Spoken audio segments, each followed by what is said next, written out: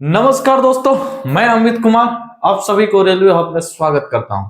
उम्मीद करता हूं दोस्तों आप जहां भी होंगे मस्त होंगे, स्वस्थ होंगे और अपने पढ़ाई की ओर अग्रसर होंगे। दोस्तों आज की इस वीडियो में हम लोग बात करेंगे आरआरबी ग्रुप डी की जो एग्जाम होने वाली है उसमें साइंस और जनरल अवेयरनेस अर्थात जीके या जनरल स्टडी की सिलेबस क्या है, किस हिसाब से हम लोगों को तैयारी करना चाहिए, हम लोगों का प्रिपरेशन का तरीका क्या होना चाहिए, जिससे कि हम लोग ग्रुप डी में साइंस में और जनरल अवेयरनेस में ज्यादा से ज्यादा मार्क्स ला पाए और एग्जाम में सिलेक्शन हम लोगों का पक्का हो पाए। तो दोस्तों आज हम लोग बात करेंगे आरआरबी ग्रुप डी की जनरल साइंस की जो सिलेबस है और जनरल अवेयरनेस जिसे हम लोग कहते हैं जीके या जनरल स्टडीज, तो उसके बारे में चर्चा करेंगे। दोस्तों यदि हम लोग बात करें तो हम लोगों का जो एग्जाम में क्वेश्चन आने वाला वो जनरल साइंस, यहाँ से कितने क्वेश्चन पूछे जाने हैं, तो यहाँ से 25, और जनरल अवेयरनेस जीके जिसको बोलते हैं वहां से कितने क्वेश्चन आने वाले हैं, तो 20।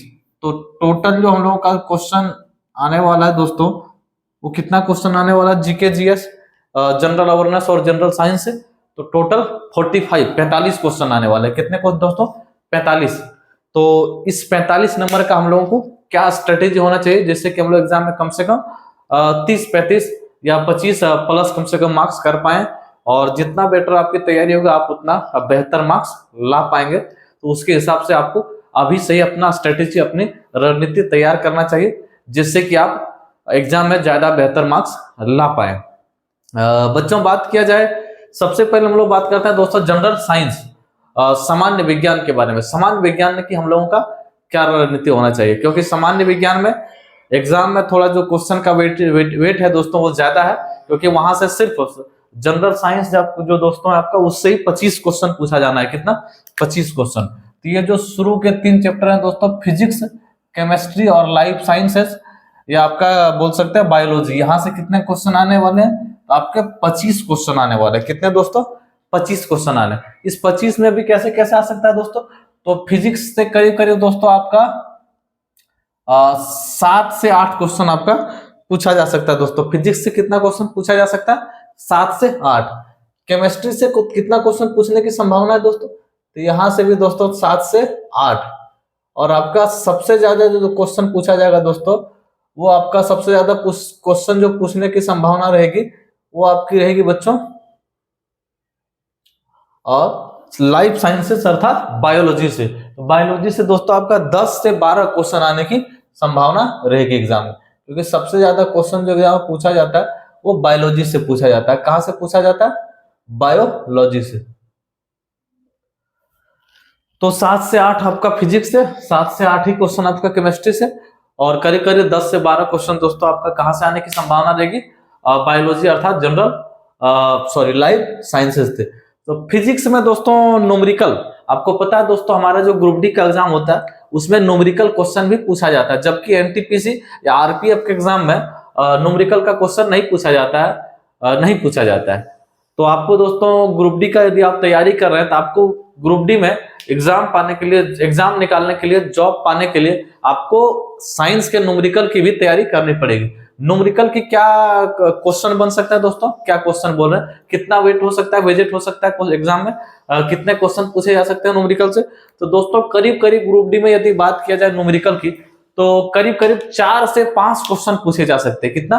4 से 5 क्वेश्चन न्यूमेरिकल का पूछा जा सकता है। देखिए दोस्तों 2 से 3 न्यूमेरिकल जो दोस्तों आपका पूछा जा सकता है वो फिजिक्स से, और 2 से 3 न्यूमेरिकल दोस्तों आपका पूछा जा सकता है केमिस्ट्री से। यानी मिनिमम 4 और मैक्सिमम 6 या 7 क्वेश्चन आपका जो है वो न्यूमेरिकल से क्वेश्चन बन सकता है ग्रुप डी के एग्जाम में।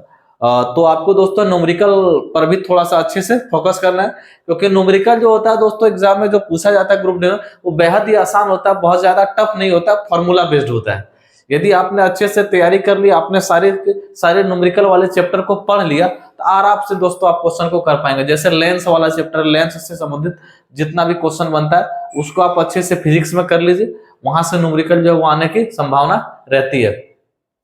उसके बाद आपका दोस्तों दिशा दूरी वाला जो चैप्टर है दोस्तों आपका साइंस में, उससे आपको कर लेना है दोस्तों। फिर आपका इसमें परमाणु भार वगैरह, परमाणु संख्या वाला जो केमिस्ट्री में उसके बाद आपका दोस्तों इक्वेशन वाला जो सवाल है, ये सारे के सारे परमाणु द्रव्यमान, परमाणु इकाई वाला ये सब जो क्वेश्चन है केमिस्ट्री में, तो ये सारे के सारे दोस्तों आपको करना है, क्योंकि यहाँ से न्यूमेरिकल पूछने की संभावना रहती है। तो न्यूमेरिकल को दोस्तों अच्छे से प्रिपेयर करना है। करीब करीब आप दोस्तों ये टारगेट रखिए कम से कम न्यूमेरिकल में 100 से 200 क्वेश्चन हम लोगों को फिजिक्स में आपको प्रैक्टिस करना है। फिजिक्स में कितना दोस्तों, 1 से 200 क्वेश्चन को, और 1 से 200 क्वेश्चन ही आपको किसमें, केमिस्ट्री में भी आपको प्रिपेयर करना है। तो आप आराम से कॉपी लीजिए और उसमें फिजिक्स और केमिस्ट्री के 100 से 200 क्वेश्चन, और फिजिक्स के और केमिस्ट्री के भी 100 से 200 क्वेश्चन, इसको आप क्या कीजिए, अच्छे से एक नोट्स बनाइए और उसी क्वेश्चन को बार बार आप प्रैक्टिस कीजिए। उसके बाद प्रैक्टिस करने के बाद मॉक टेस्ट लगाइए, और मॉक टेस्ट में देखिए कि आपका किस प्रकार का क्वेश्चन जो है वो एग्जाम में आ रहा है बच्चों। तो मॉक टेस्ट जो है उसके हिसाब से आप अपना जो है न्यूमेरिकल का तैयारी कर सकते हैं। उसके हिसाब से आप ये कर सकते हैं, अनुमान लगा सकते हैं कि आपका जो एग्जाम में आने वाला जो क्वेश्चन है न्यूमेरिकल का, वो किस हिसाब से आने वाला है। तो उस चीज का भी थोड़ा सा आपको दोस्तों ध्यान रखना है। तो 1 से 200 क्वेश्चन फिजिक्स का और 1 से 200 क्वेश्चन जो दोस्तों है वो आपको केमिस्ट्री का तैयार करना है। किसमें, साइंस में। यदि आपने करीब करीब दोनों मिला के 200 से 250 क्वेश्चन का यदि आपने एक नोट्स बना लिया और उस सारे के सारे उसी क्वेश्चन को बार बार प्रैक्टिस किया, तो मैक्सिमम संभावना है दोस्तों कि यदि 4 से 5 न्यूमेरिकल क्वेश्चन पूछता है तो 4-5 पूछा जाता है, कम से कम आप 4 आराम से न्यूमेरिकल कर पाएंगे। हो सकता है तो आप 5 में 5 भी न्यूमेरिकल कर सकते हैं बच्चों, क्योंकि न्यूमेरिकल जो बहुत ज्यादा टफ आता नहीं है, बहुत ही आसान लेवल का आता है, फॉर्मूला बेस्ड आता है। बस आपको उसके सारे के सारे फॉर्मूले के बारे में नॉलेज होना चाहिए, बनाने का तरीका पता होना चाहिए, और इससे ज्यादा कुछ न्यूमेरिकल में है नहीं।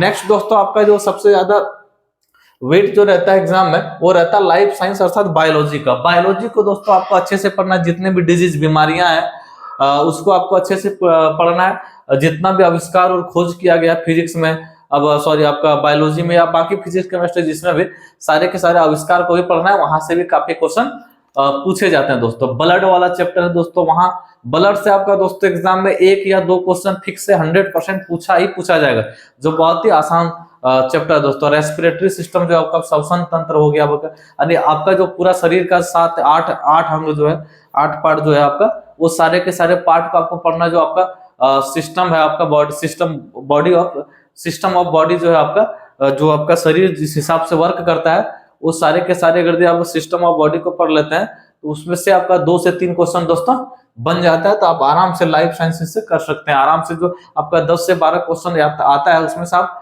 6 से 7 क्वेश्चन आराम से कर पाएंगे। आपको कम से कम फिजिक्स में 25 में टारगेट लेना चाहिए कि मिनिमम कम से कम हमको जो 15 नंबर लाना ही हो, और जितना बेटर कर सकते हैं। यदि आपकी तैयारी बेटर है तो आप आराम से 17, 18, 19 नंबर का भी आप अपेक्षा कर सकते हैं। ये बहुत ज्यादा टफ है नहीं, लेकिन आपको कम से कम 15 नंबर का टारगेट रखना चाहिए कि कम से कम कितना भी क्वेश्चन टफ ना आ जाए, हमें 15 नंबर कम से कम जो वो साइंस में करना है। नेक्स्ट बच्चों हम लोग बात करते दिए तो आपका जो था 25 नंबर का, वो था आपका साइंस का बच्चों। अगला हम लोग बात करते हैं जनरल अवेयरनेस। तो जनरल अवेयरनेस में कुछ ये चैप्टर दिए हुए एग्जाम में, बाकी जो बचा वो भी चैप्टर आपका आ जाएगा। तो जनरल अवेयरनेस में कौन कौन से चैप्टर दिए बच्चों, एक तो साइंस एंड टेक्नोलॉजी दिया जो आपका 20 नंबर का है दोस्तों। मानकर चलिए कि साइंस एंड टेक्नोलॉजी जो है दोस्तों जनरल अवेयरनेस में, वहां भी 2 से 3 क्वेश्चन आ जाएगा। आपको सैटेलाइट वगैरह जो है, भारत का अंतरिक्ष यान और विश्व में अंतरिक्ष का जो वर्चस्व बढ़ते जा रहा है, जिस हिसाब से तेजी से मंगलयान, चंद्रयान, शुक्रयान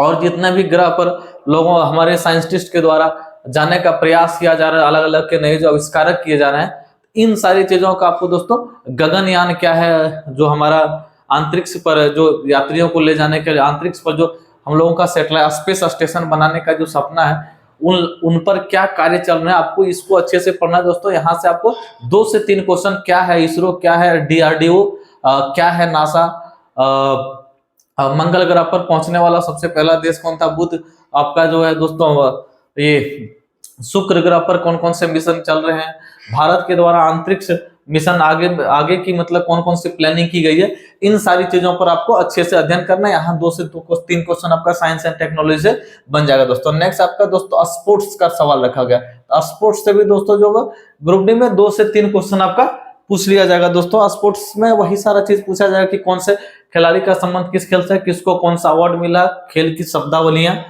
उसके बाद नेक्स्ट क्वेश्चन जो आपका पूछा जा सकता है दोस्तों, वो आपका पूछा जा सकता है कि किस खेल में कितनी खिलाड़ी है, कौन सा अवार्ड का संबंध किस खेल तक, इस तरह का क्वेश्चन स्पोर्ट्स से आपका आ सकता है दोस्तों। स्पोर्ट्स के जो कुछ खिलाड़ी है उसके द्वारा कौन कौन से पुस्तकें लिखी गई है, वो महत्वपूर्ण पुस्तक कौन कौन से है, किसी खिलाड़ी के बायोग्राफी जो बनाए गए पर, फिल्म जो बने उसके जीवनी पर, उस तरह का जो फिल्म है उसका डायरेक्टर कौन है, उसके रोल, उसके जो खिलाड़ी है जो भी है उसका रोल कौन निभाया, इस तरह के क्वेश्चन पूछे जा सकते हैं। नेक्स्ट आपका दोस्तों कल्चर है, तो कल्चर से भी दोस्तों जो 2 से 3 क्वेश्चन पूछा जा सकता है, क्योंकि अभी पिछले कुछ दिन की बात किया जाए दोस्तों तो कल्चर पर काफी ध्यान रखा गया है। रेलवे या किसी भी एग्जाम में, आप एसएससी के एग्जाम बात कर लो या किसी भी राज्य लेवल के एग्जाम को, या आपका यूपीएससी की, बीपीएससी या जेपीएससी, किसी भी प्रकार के एग्जाम की बात कर लो दोस्तों, हर एक एग्जाम में आपका जो वो कल्चर पर थोड़ा सा अच्छे से फोकस रखा गया दोस्तों।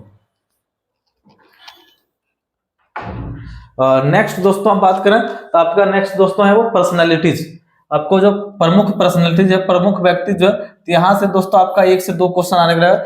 जो प्रमुख व्यक्ति उसके बारे में कुछ प्रमुख बातें पूछी जा सकती है। जैसे अभी हाल ही में दोस्तों कर्पूरी ठाकर जो बिहार के पूर्व मुख्यमंत्री थे, उप मुख्यमंत्री, उनका निधन हो गया था दोस्तों, तो उनके बारे में मुख्यमंत्री, उनके बारे में क्वेश्चन पूछा जा सकता है। और जिसको भी वर्तमान में भारत रत्न मिला है, प्रधानमंत्री, मुख्यमंत्री, या जिसको भी मिला दोस्तों, जिस क्षेत्र से संबंधित है उसके बारे में पूछा जा सकता है। आपका मनमोहन सिंह का हाल ही में निधन हो गया, हमारे पूर्व प्रधानमंत्री, उनके बारे में पूछा सकता है। वो वित्त मंत्री कब से कब तक रहा, वो आपका आरबीआई का गवर्नर कब से कब तक रहा, उनको कौन कौन से अवार्ड मिले, उन्होंने कौन कौन सी शिक्षा प्राप्त की, क्या क्या काम किया, वो सारे के सारे क्वेश्चन उस तरह का पर्सनैलिटी, वो किसी भी क्षेत्र में हो सकता है। वो या तो खेल के क्षेत्र में हो सकता है, या साहित्य के क्षेत्र में हो सकता है, समाज सेवा के क्षेत्र में हो सकता है। तो किसी भी क्षेत्र के प्रमुख जो विषय पर्सनैलिटी है उसके बारे में क्वेश्चन पूछा जा सकता है। नेक्स्ट आपका दोस्तों इकोनॉमिक्स, तो इकोनॉमिक्स से दोस्तों आपका 2 से 3 क्वेश्चन यहां से भी पूछा जा सकता है। इकोनॉमिक्स में दोस्तों आप ये टारगेट रखें कम से कम जो है हम लोगों को आरबीआई का जितना भी स्टडी बॉडीज है, आरबीआई और उसके जितने भी स्टडी बॉडीज है उसके बारे में अध्ययन कर लेना, और थोड़ा बहुत जो चैप्टर है आपको थोड़ा बहुत दोस्तों देख लेना है, उसके हिसाब से ये करना है। नेक्स्ट आपका दोस्तों है पॉलिटिक्स।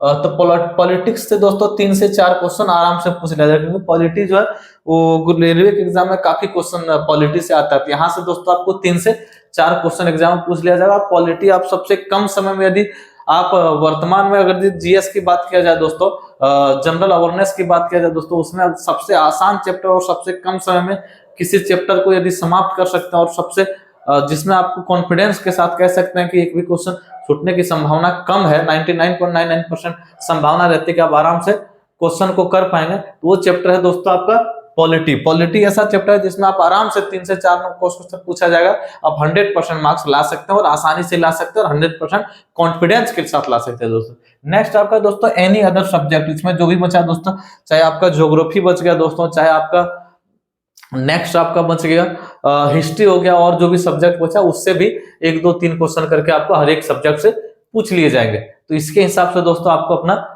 सब्जेक्ट की प्लानिंग करना है। सबसे पहले आपको फोकस साइंस पर रखना है दोस्तों, क्योंकि आपका आरआरबी के जो ग्रुप डी का एग्जाम उसमें साइंस का सबसे ज्यादा महत्व रहेगा आपका एग्जाम की दृष्टि से, क्योंकि मात्र फिजिक्स, केमिस्ट्री और बायोलॉजी ये 3 ही सिलेबस जो आपका चैप्टर है, 3 ही ये जो टॉपिक्स है, इस तीनों टॉपिक से 25 क्वेश्चन पूछे जाएंगे, इसलिए आपको उस पर थोड़ा सा विशेष ध्यान देना है। बाकी उसके हिसाब से फिर जनरल अवेयरनेस और करंट अफेयर की भी तैयारी करना। करंट अफेयर का दोस्तों 3 से 4 क्वेश्चन पूछ लिया जाएगा एग्जाम में, तो इस हिसाब से दोस्तों आप अपना तैयारी को अंजाम दे सकते हैं और आगे तैयारी की शुरुआत कर सकते हैं। मिलते हैं अगले वीडियो में दोस्तों, तब तक के लिए बहुत बहुत धन्यवाद। जय हिंद, वंदे मातरम, थैंक यू, आपका दिन शुभ हो, थैंक यू।